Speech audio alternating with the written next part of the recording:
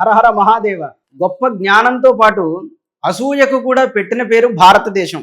ఇందులో సంశయం లేదు. ఒకడు ఒక స్థితిలో ఉంటే దాన్ని తట్టుకోలేక వాడిని పడగొట్టే ప్రయత్నం చేయడంలో సతతం ముందుంటూ ఉంటారు పక్క వాళ్ళు. అలాంటి స్థితి ఒకటి మనకి భారతదేశంలో బాగా కనపడుతుంది. లేకపోతే ఇన్ని యుద్ధాలు మన దేశంలో ఎందుకు జరిగాయి? భారతదేశం బయటవాడి మీద యుద్ధం చేసిన దానికంటే తనలో తాను యుద్ధం చేసిందే ఎక్కువ. దానికి కారణం ఏంటి? పరస్పరం అసూయ. ఆ కారణం చేతనే భారతదేశం ఇంతకాలమైనా ఇంకా కొన్ని రంగాల్లో వెనకబడి ఉంటుంది. అదే అసలు కారణం. ఇదిలా ఉన్నా కూడా దీన్నంతా పూర్వమే గ్రహించిన వ్యక్తి నీలకంఠ దీక్షితులు. ఆయన కూడా ఒక మహాత్ములు. ముందు భాగాల్లో కూడా నేను ఆయన గురించి చెప్పాను. ఈయన లోకంలో ధనవంతుడి పరిస్థితి ఎలా ఉంటుంది, పేదవాడి పరిస్థితి ఎలా ఉంటుంది అనే రెండు విషయాల గురించి చక్కగా ఉదాహరణ పూర్వకంగా మనకి తెలుపుతాడు. దాన్నే మనం ఈరోజు తెలుసుకుంటాం. మొట్టమొదట జీవిత మధ్యంలోనూ ఏ కొద్దిగా అదృష్టం కలిసి రావడంతోనో 4 గవ్వలు చేతిలో ఆడితే వాడి పరిస్థితి ఎలా ఉంటుంది అని చెప్తాడు. అధ్యాపయంతి శాస్త్రాన్ని. వాడి చేత చేతిలో ఉన్న ఆ డబ్బులు శాస్త్రాలు వెళ్ళివేయిస్తాయి. అంటే వాడు చెప్పిందే ఒప్పుకోవాలి తప్ప ఇంకొకటి సత్యం అని అనకూడదు. ధృణీకురువంతి పండితాన్ వెంటనే చెప్పాడు. ఎవరైనా తెలిసిన వాళ్ళు అయ్యా ఇలా కాదు ఇది నిజం అని చెప్పారు అనుకోండి, వాడి అంతం చూసే వరకు వాడు విడిచిపెట్టాడు. అందుకే మూర్ఖం చందానురోధేన ఇష్టం ధర్మేణ యోజయత్ అంటాడు. అలాంటి సమయంలో అంటే తానే అంతానే మదం ఉన్నప్పుడు మనిషికి తాను చెప్పిందే సత్యం అనే భావం ఒకటి ఉంటుంది. ఈ భావం వచ్చినప్పుడు అవతలవాడిని మనం రెచ్చగొట్టడము చెప్పడము చేయకూడదు. సరే ఏదో ఏడిపించడానికి తెలుసుకోవడానికి వాడిని గిల్లి గజ్జలు చేయాలంటే అది వేరు. కానీ కొన్ని సందర్భాల్లో వాడు మూర్ఖుడు అనుకున్నప్పుడు విడిచిపెట్టేయాలి. లేకపోతే ప్రమాదం ఏంటి అంటే వాడు మన అంతం చూసేదాకా విడిచిపెట్టాడు. ఇది ఒకటి ఉంటుంది. వాడు సముద్రంలో విమానాలు వెళ్తాయన్నా అలాగే అనాలి, ఆకాశంలో పడవలు వెళ్తాయన్నా అలాగే అనాలి. ఇంకో మార్గం లేదు. మూర్ఖం చందానురోధైన.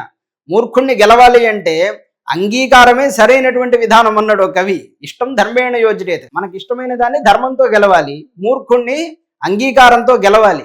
అలా అయితేనే మనం బ్రతకగలమయ్యా అని చెప్తాడు. ఇంతకీ ఏమిటి? తృణీకురువంతి పండితాన్. వాడి దగ్గర ఉన్న డబ్బులు పండితుల్ని తృణప్రాయంగా చూపిస్తాయి. నేను చెప్పింది ధర్మం ఉంటాడు, సరే నాయనా అనాలి. అంతకుమించి మరొక మాట మనం మాట్లాడకూడదు. అధ్యాపయంతి శాస్త్రాన్ని. చక్కగా శాస్త్రములు కూడా చెప్పిస్తాయి. అదొక్కటేనా అంటే అధ్యాపయంతి శాస్త్రాన్ని తృణీకురువంతి పండితాన్ విస్మారణంతి జాతిం స్వాం. తన తోటి వాళ్ళని కూడా మరిపిస్తాయి ఆ డబ్బులనేవి. అదే చాలా ప్రమాదం. అంతవరకు తనకు సహాయం చేసిన వాళ్ళు ఉంటారు, కష్టం అని చెప్పి చెప్పుకోవడానికి వచ్చిన వాళ్ళు ఉంటారు. కానీ అలాంటి వాళ్ళని ఎవ్వరూ పట్టించుకోరు. ఎందుకు అంటే తామొక స్థితికి వచ్చేసారు కదా. వచ్చిన తర్వాత ఇంకెక్కడ పట్టించుకుంటారు? అలా పట్టించుకునే స్నేహితుడు ఉన్నవాడు నిజంగా ధన్యుడే. వాడికి ఏదో ఒక అదృష్టం ఉంది అని అనుకోవాలి. కానీ సహజంగా నడిమంత్రపు సిరి కలిగిన వాడిలో ఈ గుణం అనేది ఉండదు. మళ్ళీ జన్మతోనే గొప్ప ధనికుడైన వాడికి కొన్ని మంచి లక్షణాలు ఉంటాయి. మీరు గమనించండి. నేను ఎవరిని వెనకేసుకురావడానికి చెప్పట్లేదు సుమా. జన్మతోనే ధనికుడైతే వాళ్ళు కొన్ని మంచి లక్షణాలు ఉంటాయి. ఈ మధ్యలో డబ్బు వచ్చి దానికి తోడు గర్వం వచ్చిందనుకోండి, వాళ్ళలో ఈ లక్షణాలు ఉంటాయి. విస్మారణంతి జాతిం స్వాం. తోటి వాళ్ళు మొత్తాన్ని అందరినీ మర్చిపోతారు. ఎందుకు అంటే వరాట పంచషాకరే. చేతిలో 5-6 చిల్లిగవ్వలా ఆడుతున్నాయి కదా, అదే కారణమయ్యా. పైగా ఈ ధనవంతుడనేవాడు పండితుడు ఏది చెప్పినా కాదు అని అంటాడు. పండితుడు అంటే చదువుకున్నవాడిని అర్థం కాదు. తనకి ఎవరైనా మంచి సలహా ఇస్తే దాన్ని కాదు అని అంటాడు. ఇలాంటి పరిస్థితి ఒకటి ఉంటుంది. ఇది ధనవంతుల్లో ఉన్నటువంటి లోపం. పోని ఇలా కాదు అని నిజంగా మంచి ధనవంతుడు ఒకడు ఉన్నాడు అనుకోండి, అంటే లోకానికి మంచి చేసేటువంటి వ్యక్తి ఒకళ్ళు ఉన్నారనుకోండి, వాళ్ళ గురించి లోకం ఏమనుకుంటుందో తెలుసా? ఆ విషయాన్ని తర్వాత చెప్తాడు. మనం రెండూ చూడాలి, ఒకటి చూసి మాట్లాడకూడదు. లోకం ఎంత దారుణం అండి. మీరు ఏ కోణంలో వెళ్ళినా మిమ్మల్ని విమర్శ చేస్తూనే ఉంటుంది. కనుక దానికోసం చెప్తాడు. బిభర్తు భృత్యాం ధనిక. ఒకడు బాగా సంపన్నుడయ్యి తన దగ్గరుండే వాళ్ళ గురించి అయ్యో నా దగ్గరే ఉంటున్నాడు కదా, నేను వీళ్ళని మంచిగా చూసుకోవాలని ఆలోచించి దత్తాంబా దేడమర్థిషు. అడిగిన వాడి యందు దడితో ఇస్తూనే ఉన్నప్పటికీ కూడా లోకం వాడిని మంచివాడు అనడదు. బాగా బలిసింది వీడికి. ఇలాంటి మాటలు మాట్లాడతారు. నేను అలా అనొచ్చోలేదో మన్నింతురుగాక, లోకం వ్యవహారం చెప్తున్నాను. లోకం అలా అనుకుంటుంది, వీడికేమైంది ఎంతైనా ఇస్తాడు. ఇలాంటి మాటలు మాట్లాడతారు. ఊరికే వచ్చిందా? ఎంతమంది కడుపు కొడితే వచ్చిందో. కడుపు కొట్టి తెచ్చినా నీకు ఇస్తున్నాడంటే అందులో నీకు దయ కనబడట్లేదు. నీకెందుకు ఇవ్వాలి? నీకు కూడా ఇవ్వకుండా ఉంటే మరో మార్గం ఎందుకుంటే.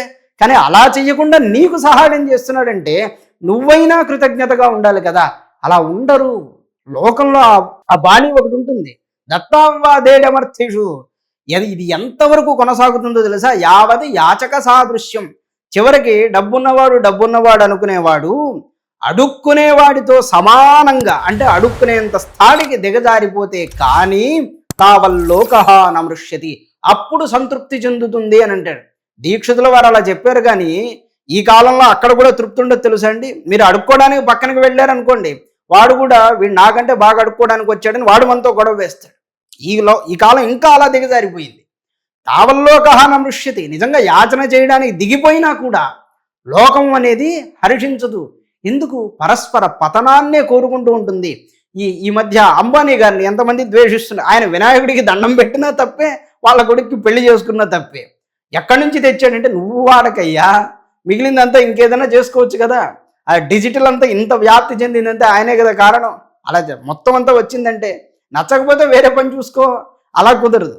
నాకు ఆయనకేం కిలికెజ్జల్లు విషయం చెప్తున్నాను. లోకం యొక్క దృష్టికోణం ఎలా ఉంటుందని.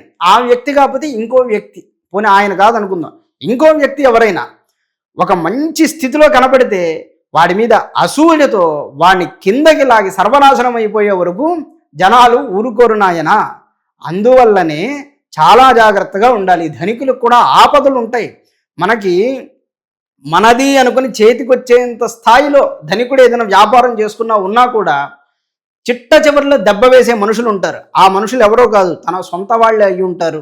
తన ఉప్పు అవతల వాడికి అందించే వాళ్ళు ఉంటారు. ధనికులకి అలాంటి ఆపదలు ఎప్పుడూ పొంచి ఉంటాయి.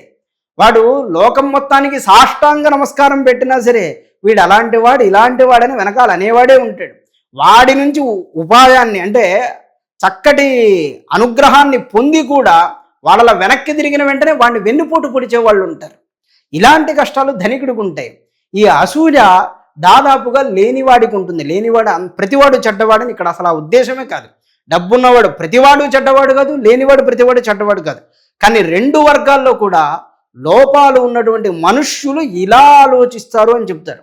అందువల్లనే ఎప్పుడు పేదవాడుగా ఉండడానికి ప్రయత్నం చేయకూడదు. అంటే పేదవాడిగా ఉంటున్నప్పటికీ కూడా తాను కష్టపడి గొప్ప స్థితికి రావాలి. గొప్ప స్థితికి వచ్చినా కూడా ఇతరులకి ఎక్కువ కనబడుతూ ఉండకూడదు. అది చెప్పడం. ఇతరులకి బాగా కనపడ్డామా ఇక అయిపోయింది. అందుకే అవ్వయ్యారని తమిళనాట ఒక మహానుభావురాలు ఉన్నారు. ఆవిడంటారు, నాయన నువ్వు ఎంత ఎదిగినా సరే బాగా పెద్దగా ఇల్లు కట్టబోకు సుమా అంటారు ఆవిడ. ఎందుకు? ఫస్ట్ అనే మాట మన్నించాలి, ఈ చిన్న ఇంగ్లీష్ పదం వాడుతున్నా చాలామందికి నచ్చట్లేదు. మొట్టమొదట మన దృష్టి మొత్తం వ్యక్తుల మీద ఎక్కడ పడుతుందంటే వాడికి ఎంత ఉందో వెనకాల అనేది వాడి ఇంటిని చూసి అంచనా వేస్తారు. ఆ ఇల్లు కట్టడానికి వాడు ఎన్ని అప్పులు చేసుకున్నాడో ఎన్ని కష్టాలు పడ్డాడో ఎవరికి అక్కర్లేదు. ఆ ఇంటిని చూసి మొట్టమొదట వాడిని అంచనా వేస్తారు. ఇక వాడిని వెనకాల నిందించడం మొదలు పెడతారు. కనుక ఇల్లు పెద్దది కట్టకునాయనా అని అన్నారు. ఈ కాలంలో అది కుదురుతుందా లేదా అనేది పక్కన పెడదాం. అంటే ఎలా చూసుకోవాలి? అవసరానికి మించి ఎదుటివాడికి కనబడకు. అవసరానికి మించి ఎదుటివాడికి మనం కనబడ్డామా మనల్ని ఎలా వాడుకోవాలి అనే భావంతోనే వాడు చూస్తాడు తప్ప మనతో ఆత్మీయంగా ఉండడానికి చూడడు. మన దగ్గర ఒక 10 రూపాయలు ఎక్కువ ఉన్నాయి అంటే అప్పు అడగడానికి సిద్ధమవుతాడే తప్ప నువ్వు ఆపదలో ఉంటే నీకు ఆదుకోవడానికి రాడు. ఇది ఒక బాధ ఉన్నది. కనుక ఎంత ధనవంతుడైనా లేనట్టుగా ఉండాలి, ఎంత పేదవాడైనా బయటకు వస్తే ఉన్నట్టుగా ఉండాలి. ఎందుకంటే అలా ఉంటేనే మర్యాద ఉంటుంది, ఇలా ఉంటేనే రక్షణ ఉంటుంది. కనుక పేదవాడి యొక్క కష్టం, పెద్దవాడి యొక్క కష్టం, ఈ రెండిటిని కూడా నీలకంఠ దీక్షితుల వారు ఈ 2 శ్లోకాల్లో మనకి పరిచయం చేశారు. రేపు మరొక విషయాన్ని గురించి ప్రస్తావించుకుందాం. నమస్కారం.